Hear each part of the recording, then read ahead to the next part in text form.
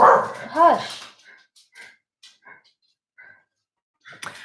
Good morning. Dog barking. It's gonna be a fun stream. Shifu, hush. Come here, pup. What do you do? No, you do not need to be a borky boy. No borking. Oh, hello. My dogs decided to go berserk as soon as I started streaming, so I'm hoping they're going to calm down. But that doesn't seem like it's going to happen. So, on Tuesday, we left off with Fahrenheit. We'd started chapter 2. Guy has decided that, hey, maybe books are worthwhile and worth reading. And in that same vein, I need to find somebody who can help me do that. Milo, cut it out. Leave your brother alone. Children. So, he met Professor Faber, who he had met one day a year ago in a park, and had kept his contact information on file just in case he had ever decided to go inspect Faber's house and see, hey, is this guy selling books? Is he not? Children, stop. Milo, go lay down.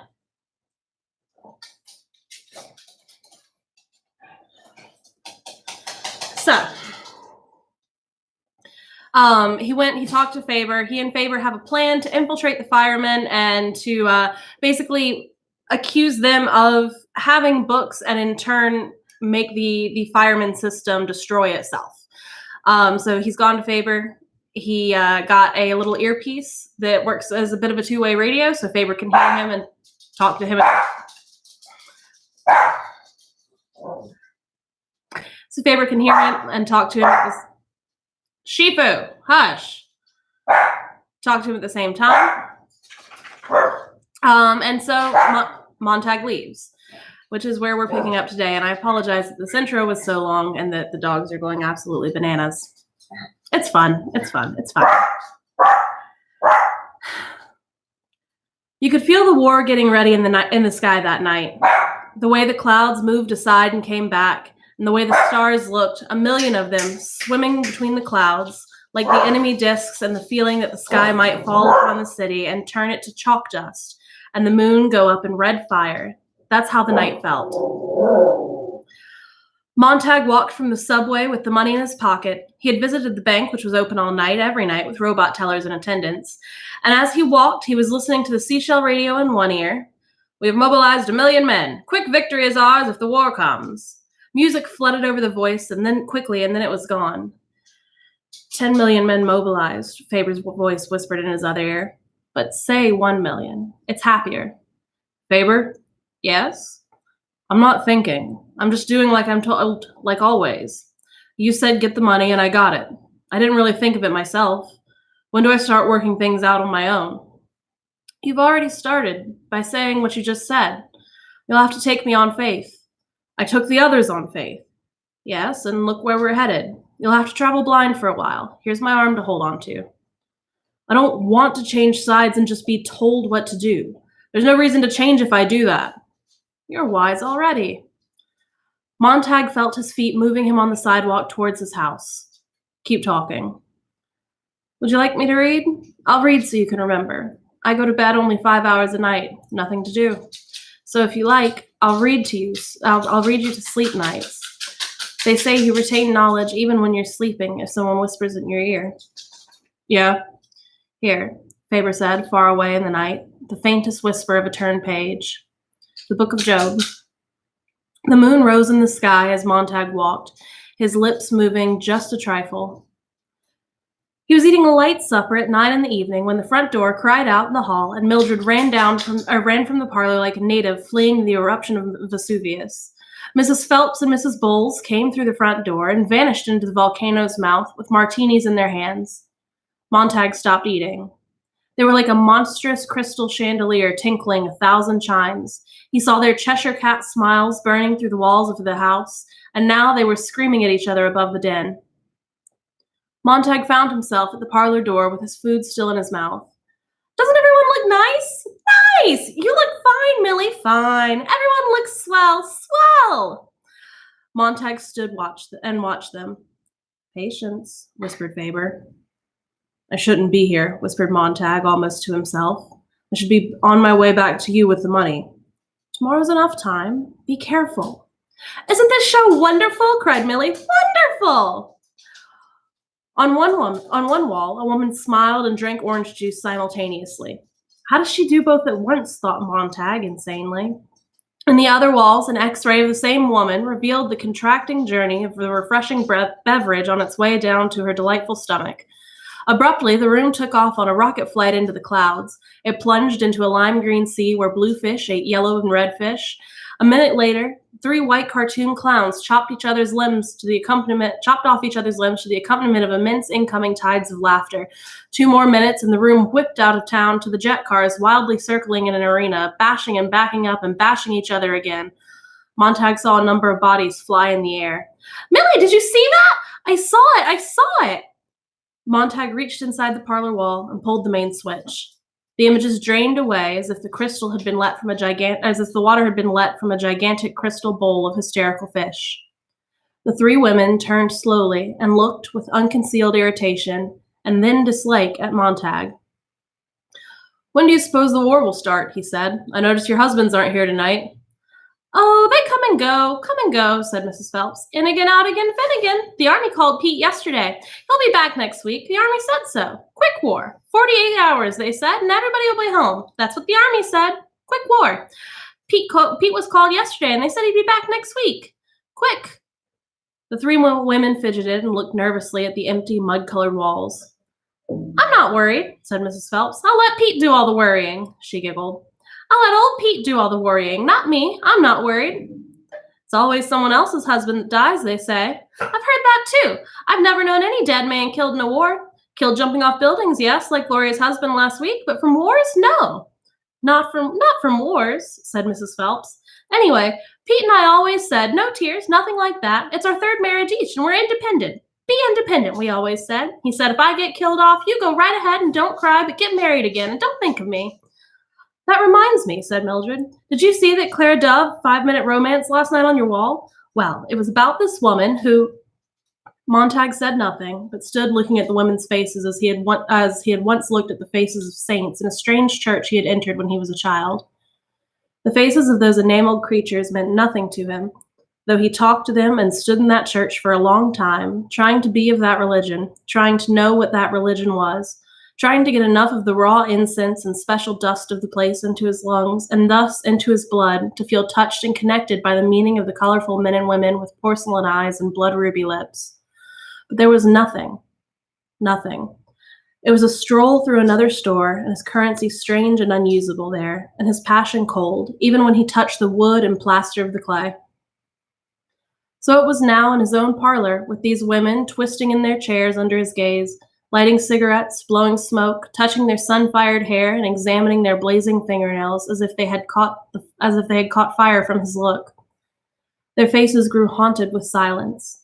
They leaned forward at the sound of Montag swallowing his final bite of food. They listened to his feverish breathing.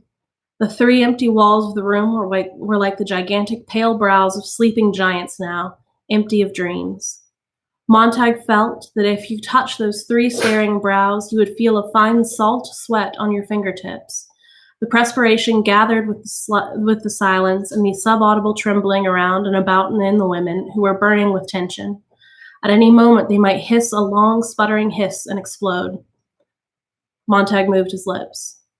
Let's talk. The women jerked and stared. How are your children, Mrs. Phelps? He asked. You know I haven't had any. No one in his right mind, the good Lord knows, would have children, said Mrs. Phelps, not quite sure why she was angry with this man. Well, I wouldn't say that, said Mrs. Bowles. I've had 2 children by cesarean section. No use going through with all that agony for a baby. The world must reproduce, you know. The race must go on. Besides, they sometimes look just like you, and that's nice. 2 cesarean sections turn the trick. Yes, sir. Oh, my doctor said cesareans aren't necessary. You've got the hips for it. Everything's normal. But I insisted.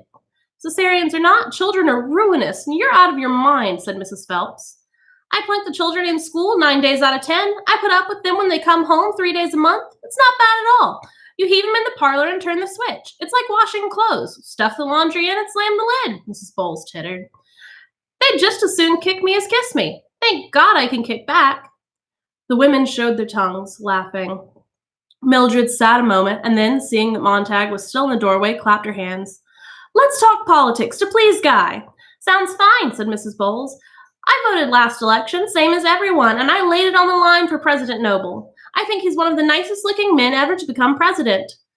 Oh, but the man they ran against him. He wasn't much, was he? Kind of small and homely, and he didn't shave too close or comb his hair very well. What possessed the outs to run him? You just don't go running a little short man like that against a tall man. Besides, he mumbled. Half the time I couldn't hear a word he said, and the words I did hear I didn't understand.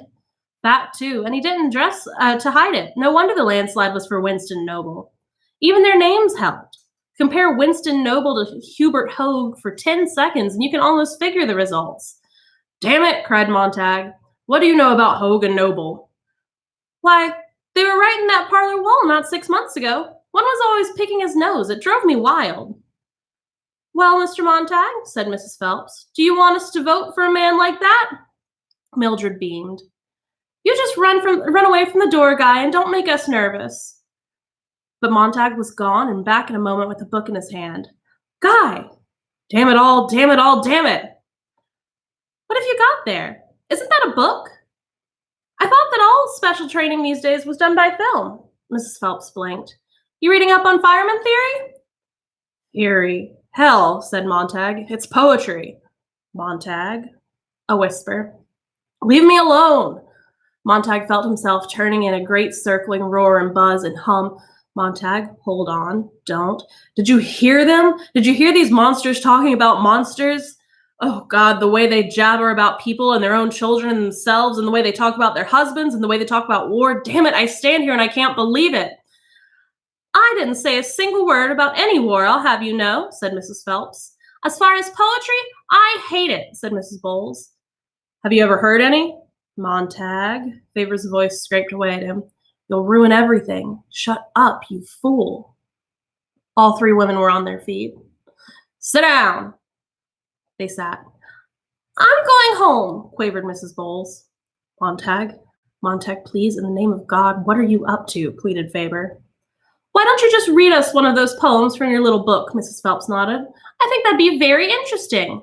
That's not right, wailed Mrs. Bowles. We can't do that. Well, look at Mr. Montag. He wants to. I know he does. And if we listen nice, Mr. Montag will be happy, and then maybe we can go on and do something else. She glanced nervously at the long emptiness of the walls enclosing them. Montag, go through with this and I'll cut off. I'll leave, the beetle jabbed in his ear. What good is this? What'll you prove? Scare the hell out of him, that's what. Scare the living daylights out. Mildred looked at the empty air. Now, Guy, just who are you talking to? A silver needle pierced his brain.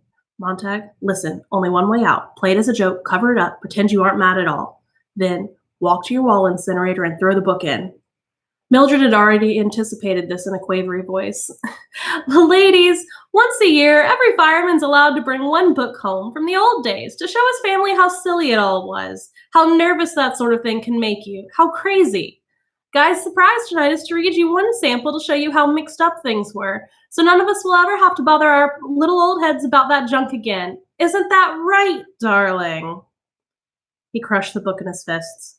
Say yes. His mouth moved like Faber's. Yes. Mildred snatched the book with a laugh.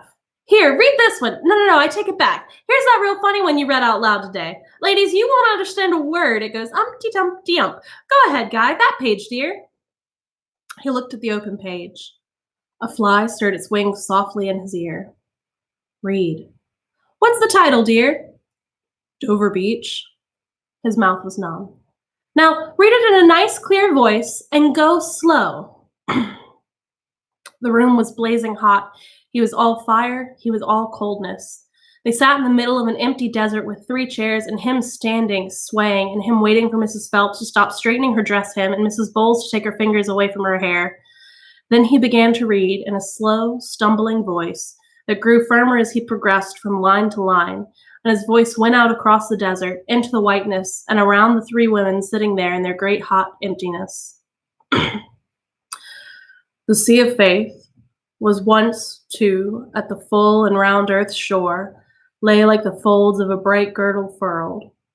But now I only hear its melancholy, long, withdrawing roar, retreating to the breath of the night wind, down the vast edges drear and naked shingles of the world. The chairs creaked under the three women. Montag finished it out. Ah, love, let us be true to one another, for the world which seems to lie before us like a land of dreams, so various, so beautiful, so new, hath really neither joy, nor love, nor light, nor certitude, nor peace, nor help for pain. And we are all here as on a darkling plain, swept with confused alarms of strangle and flight, where ignorant armies clash by night. Mrs. Phelps was crying. The others, in the middle of the desert, watched her crying grow very loud as her face squeezed itself out of shape. They sat, not touching her, bewildered with the display.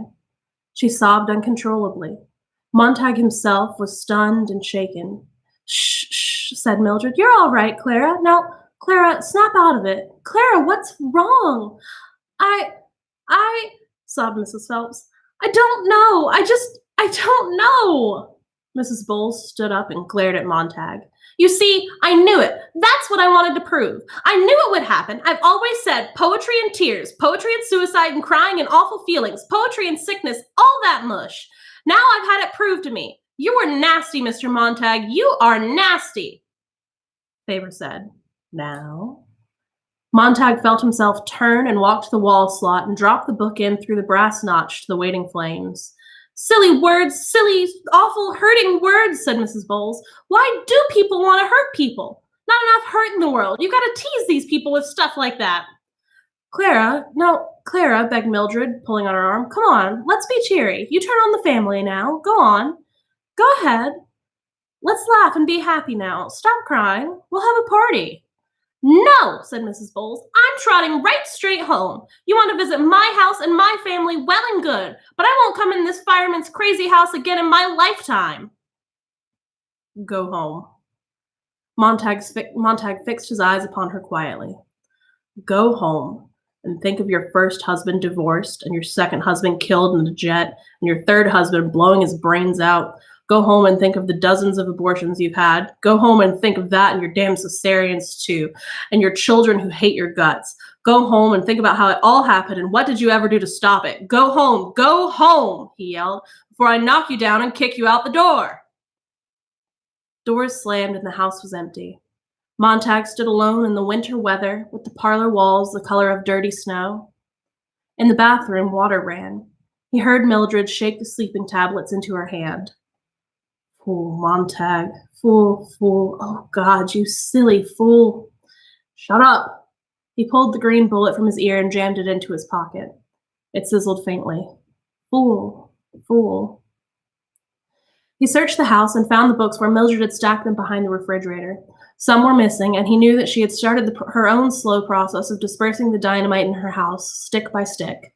But he was not angry now, only exhausted and bewildered with himself. He carried the books into the backyard and hid them in the bushes near the alley fence.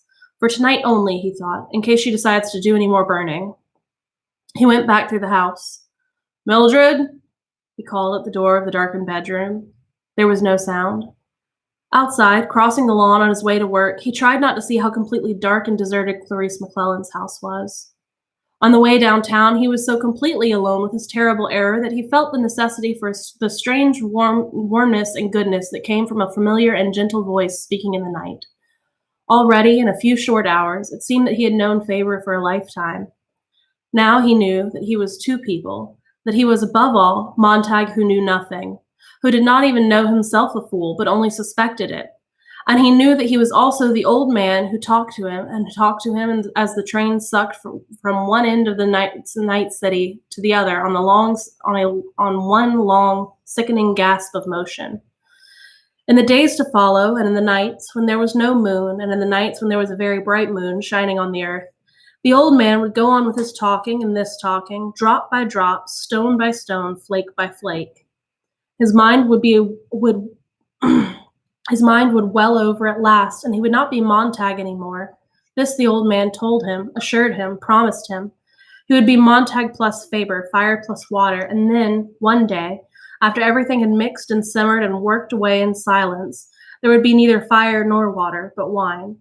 Out of two separate and opposite things, a third, and one day he would look back upon the fool and know the fool.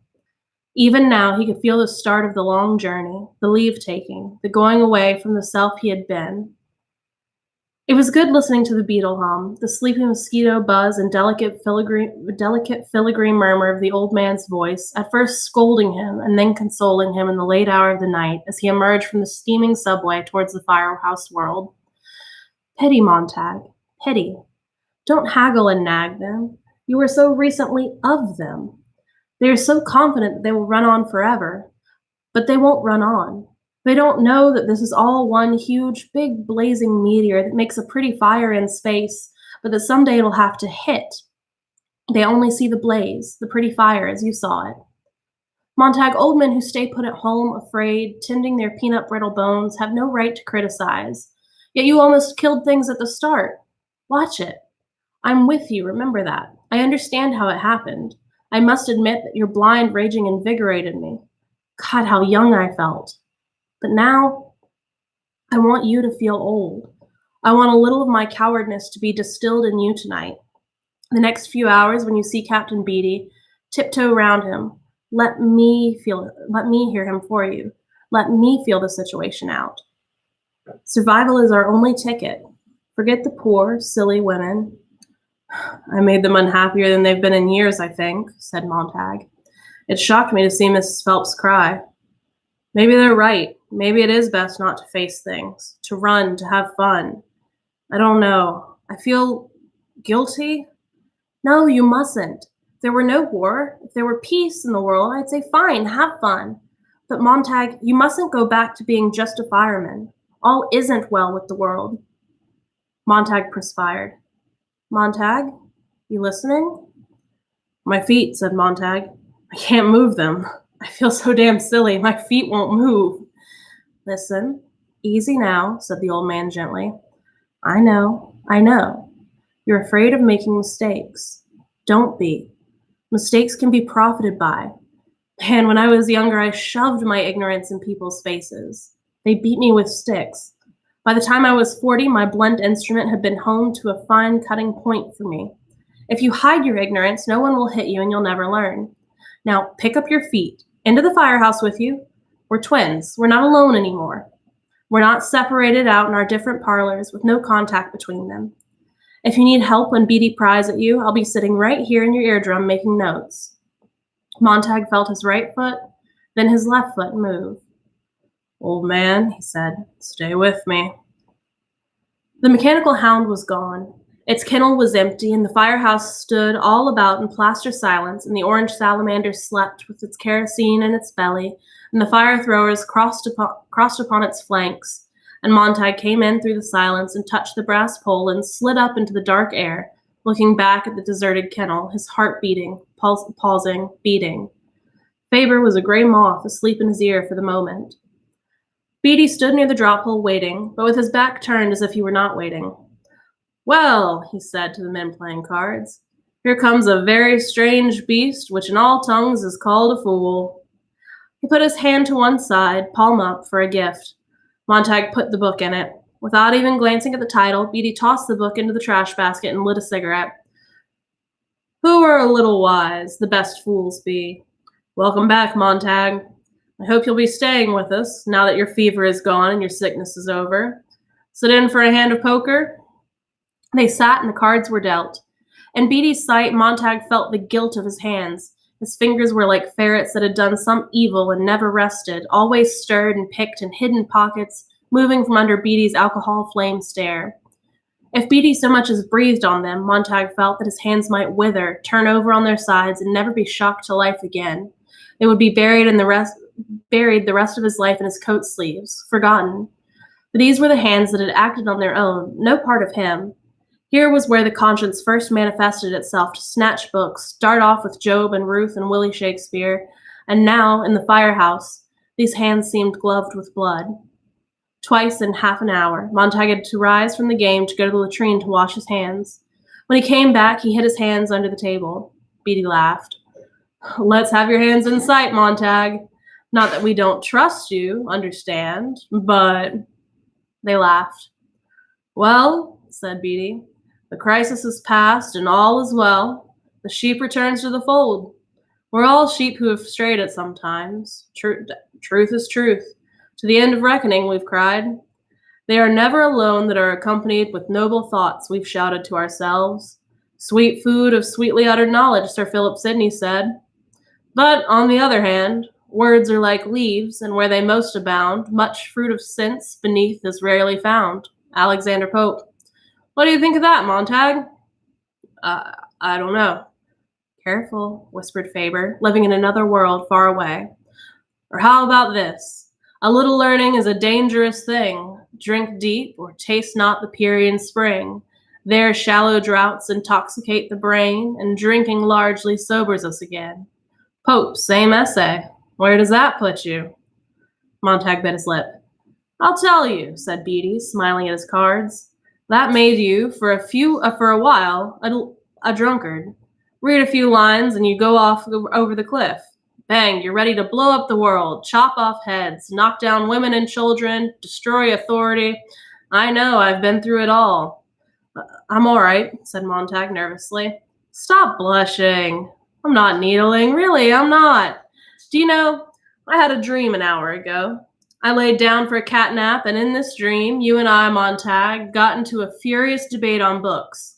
You towered with rage, yelling quotes at me. I calmly parried every thrust. Power, I said, and you, quoting Dr. Johnson, said knowledge is more than equivalent to force. And I said, well, Dr. Johnson also said, dear boy, that he is no wise man that will quit a certainty for an uncertainty. Stick with the fireman, Montag. All else is dreary chaos. Don't listen, whispered Faber. He's trying to confuse. He's slippery. Watch out. Beatty chuckled. And you said, quoting, truth will come to light and murder will not be hid long. And I cried in good humor, oh God, he speaks only of his horse. And the devil can cite scripture for his purpose. And you yelled, this age thinks better of a gilded fool than a threadbare saint in wisdom's school. And I whispered gently, the dignity of truth is lost with much protesting. And you screamed, carcasses bleed at the sight of the murderer. And then I said, patting your hand, what do I give you, Trenchmouth? And you shrieked, knowledge is power, and a dwarf on giant's shoulders sees the furthest of the two. And I summed up my side with rare serenity, and the folly of mistaking a metaphor for proof, a torrent of verbiage for a spring of capital truths, and oneself as an oracle is inborn in us, Mr. Valery once said. Montag's head whirled sickeningly. He felt beaten unmercifully on brow, eyes, nose, lips, chin, on shoulders, on upflailing arms.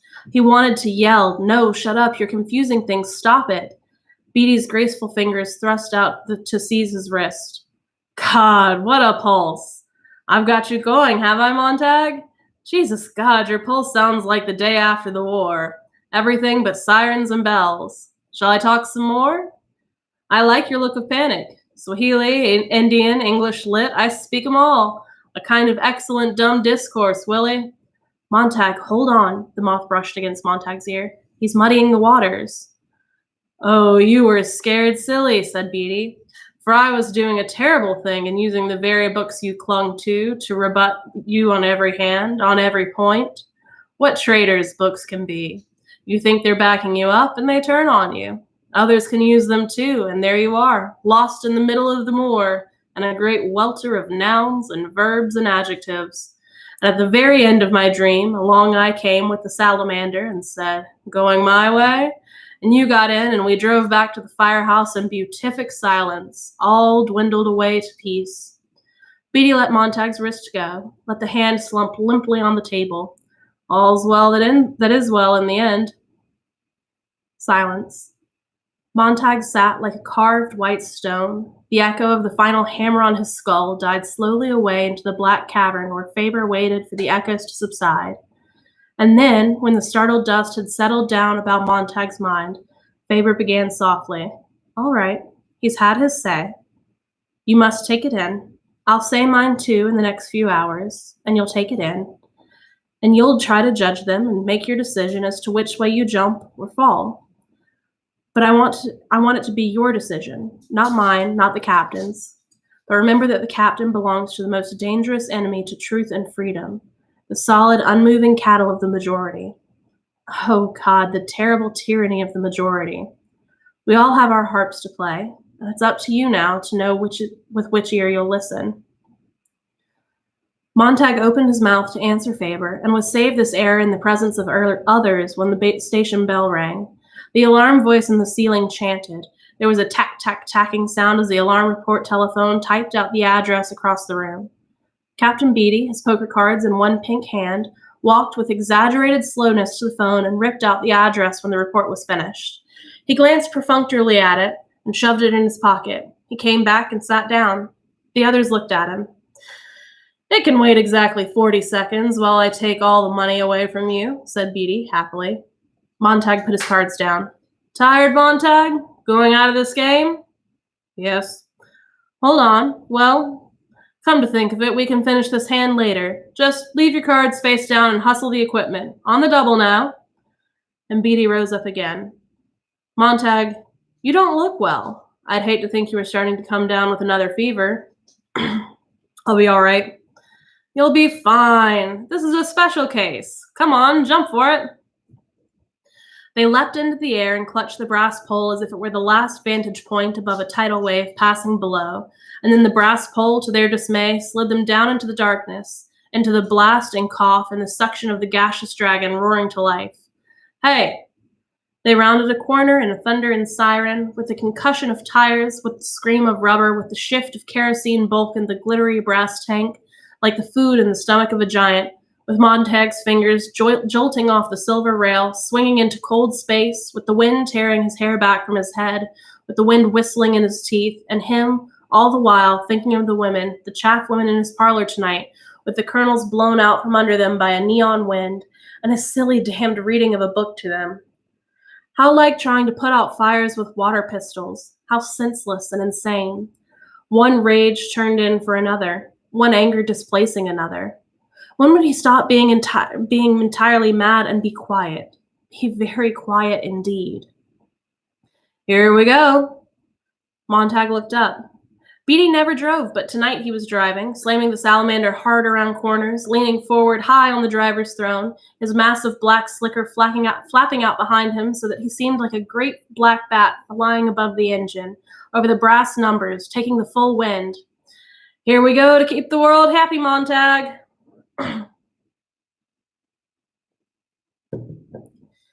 Beatty's pink phosphorescent cheeks glimmered in the high darkness, and he was smiling furiously. Well, here we are. The salamander boomed to a halt, throwing men off in slips and clumsy hops. Montag stood, fixing his raw eyes to the cold, bright rail under his clenched fist. I can't do it, he thought. How can I go at this new assignment? How can I go on burning things?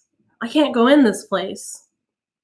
Beatty, smelling of the wind through which he rushed, was at Montag's elbow. All right, Montag.